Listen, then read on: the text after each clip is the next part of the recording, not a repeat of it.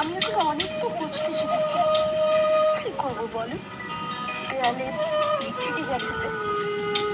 আমি যখন কাঁদি তখন কাউকে দেখাই না। আমি কেন কাউকে আমার কষ্ট দেখাবো? হ্যাঁ, আমার তো আর মা নেই যে কেউ আমার কষ্ট দেখলে আমার কষ্টে সেও কষ্ট পাবে। জানো না, আমি না এখন আর দুষ্টুমি করি না, এখন আর আগের মতন অভিমান করি না, বায়না আবদার কিচ্ছু করি না। আমি জানি যার মানে তার সব বায়না আবদার থাকতে নেই।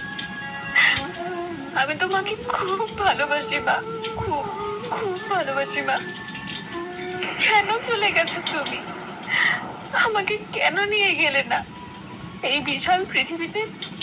আমি আমি খুব অসহায় মা, খুব অসহায়। তুমি ছাড়া যে ভালো লাগে না। আমি চেষ্টা করি মাবিহীন জীবনটা কাটিয়ে দিতে, কিন্তু আমি পারি কই?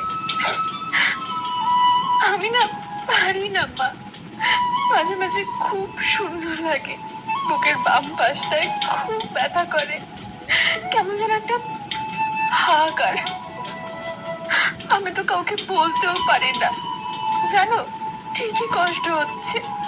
আচ্ছা, তোমার শূন্যতায় যদি এত কষ্ট, তাহলে মৃত্যু হয় না কেন? মরে যেতেও তো সুখ হবে। এই পৃথিবীতে মা ছাড়া একটা মুহূর্ত কাটানো যায় না, ভালো থাকা যায় না মা। প্লিজ মা, আর একটা বার ফিরে আসো।